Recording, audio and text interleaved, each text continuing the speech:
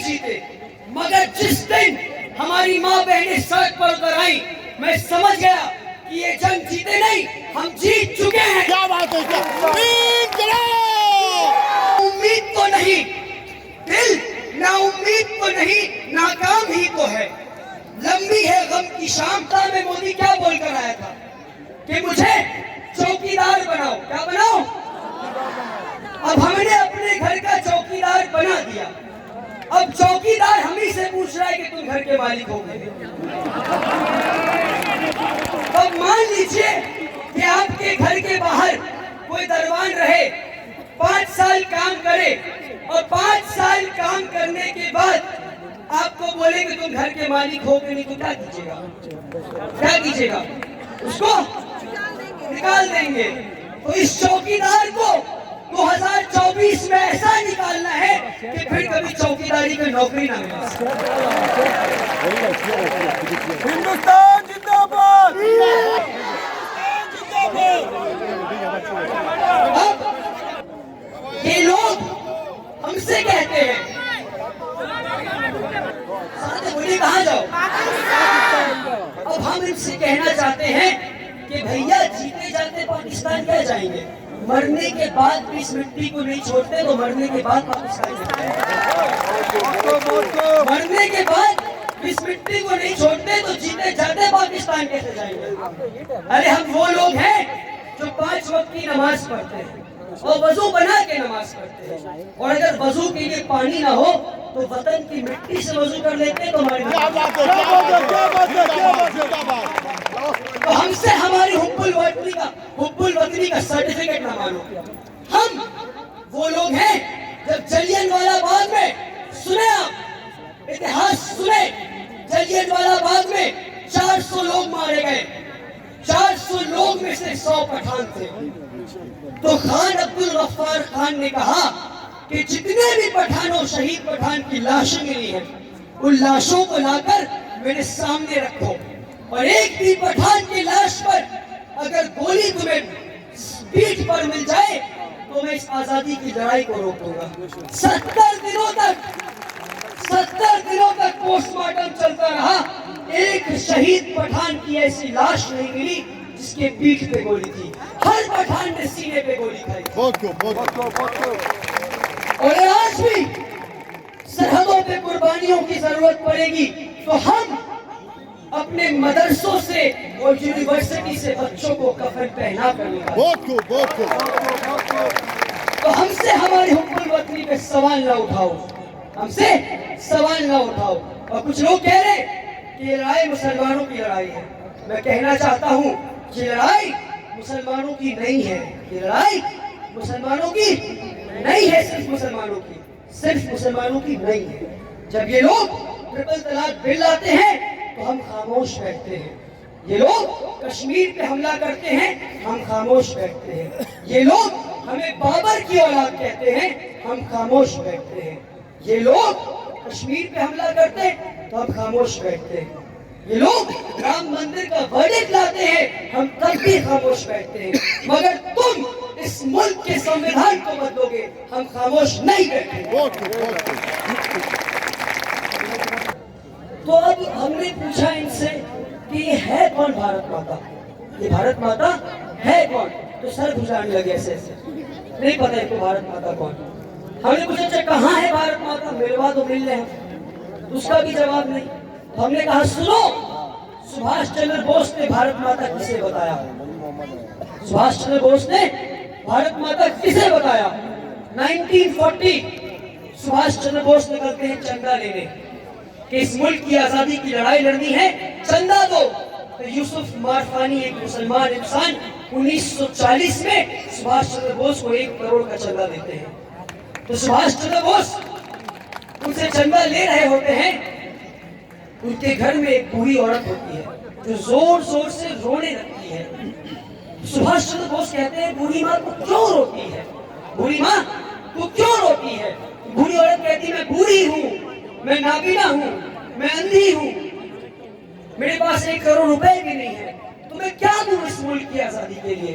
तो सुभाष चंद्र बोस कहते हैं कि बूढ़ी माँ तू बूढ़ी है, तू कमजोर है, तू नाबीना है, तेरे पास 1 करोड़ रुपए भी नहीं है, पर तेरे पास एक नौजवान बेटा है शहनवाज खान, तू मुझे अपना बेटा दे दे, मैं उसे अपनी फौज में शामिल करूं। क्या बात है, बहुत उस मां ने एक झटके में अपने बेटे को सौंप दिया सुभाष चंद्र बोस के हाथों। सुभाष चंद्र बोस इस कुर्बानी को देखकर उस पूरी मां को हिंदुस्तान की फौज के सामने खड़ा करते हैं और क्या कहते हैं, सुने, क्या हिंदुस्तान की फौज, तुम में से जिसने भी भारत माता को नहीं देखा, इस मुसलमान बूढ़ी माँ को देखो, ये है भारत। वाह वाह वाह, ये लोग राम प्रसाद बिस्मिल अशफाकुल्लाह खान के रिश्ते। अशफाक तू फिक्र न कर, अशफाक तू फिक्र न कर, हम फिर से जन्म लेंगे और फिर से इस मिट्टी के लिए जान देंगे। अशफाकुल्लाह खान को एक मुसलमान, हमारे हिंदू भाई मानते हैं 7 जन्मों में पूर्ण जन्म में, मुसलमान तो नहीं मानते। तो अशफाकुल्लाह खान क्या जवाब देते, सुने। अशफाकुल्लाह खान कहते हैं अपने हिंदू दोस्त से, कि मेरे दोस्त राम प्रसाद बिस्मिल, मेरे दोस्त राम प्रसाद बिस्मिल, मैं फिर से जन्म लूंगा या नहीं लूंगा मुझे नहीं मालूम, मगर हाँ, अगर मेरी मुलाकात खुदा से हुई तो ये गुजारिश करूंगा कि मुझे जन्नत के बदले पूर्ण जन्म दे दे, ताकि मैं फिर से सुखी। बहुत अच्छे भाई, बहुत अच्छी बात। राम बदनाम करना बंद करो। क्या बात, राम हमारे दिलों में बसते हैं, हमें राम के कैरेक्टर से मोहब्बत। राम सच्चाई के प्रतीक थे, राम सच्चाई के प्रतीक थे, और मोदी से बड़ा झुकता इस दुनिया में कोई। राम अपना सत्ता छोड़कर वनवास चले गए, कुर्सी छोड़कर, देखिए मैं भी कुर्सी में खड़ा हूँ, सब लड़ाई कुर्सी के लिए, मैं कुर्सी को अपनी पैर की जूती में रखा। राम सत्ता छोड़कर वनवास चले गए, और मोदी सत्ता पाने के लिए न जाने कितनी लाशों को झंडा ऊपर करते हैं और मुल्क के संविधान को ऊपर करते हैं, और अपने मुल्क के संविधान को बचाने आए हैं, और जना गणा मना गाकर अपने मुल्क के संविधान को बचाएंगे।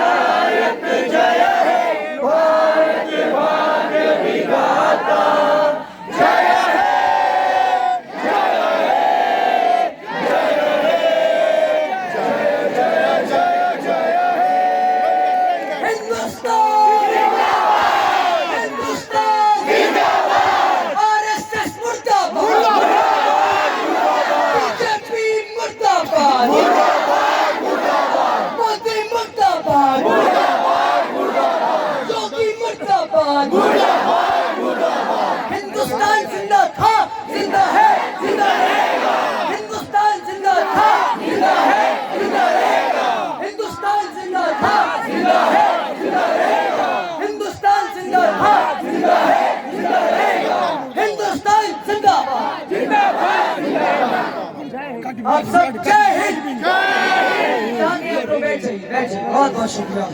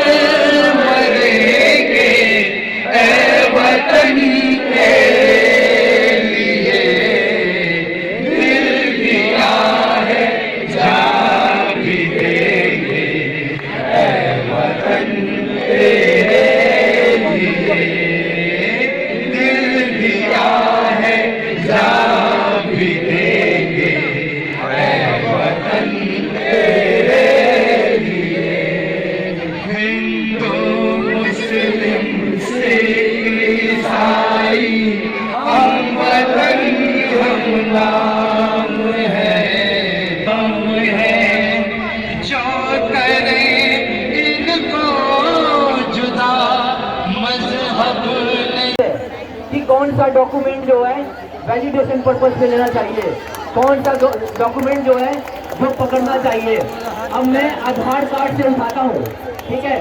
आप लोग के पास आधार कार्ड तो है ना, आधार कार्ड तो है ना। आपको क्या आधार कार्ड हो बचा सकती है एनआरसी में? आपको बचा सकती है? तो फिर अमित शाह क्यों झूठ बोल रहे हैं? मैं नहीं बोल रहा हूँ, सुप्रीम कोर्ट, इंडिया के सुप्रीम कोर्ट बोलते हैं कि आधार कार्ड सिटीजनशिप डिसाइड नहीं करता है, नहीं करता है सिटीजनशिप। आप लाख आधार कार्ड दिखा दो, अपना आधार कार्ड दिखा दो, तो सिटीजनशिप आपका डिसाइड नहीं होगा, आपका वोटर आईडी कार्ड नहीं होगा, आपका राशन कार्ड ये होगा। तो भैया आप इतना बताइए, जब आपका कोई डॉक्यूमेंट नहीं होगा या कौन सा डॉक्यूमेंट आपका लगेगा, गवर्नमेंट नहीं बोलती है, तो आप कौन बेसिस पे बताओगे कि कौन सिटीजन है कौन नहीं है? परसों का मैं न्यूज़ पढ़ रहा था, कैलाश विजयवर्गीय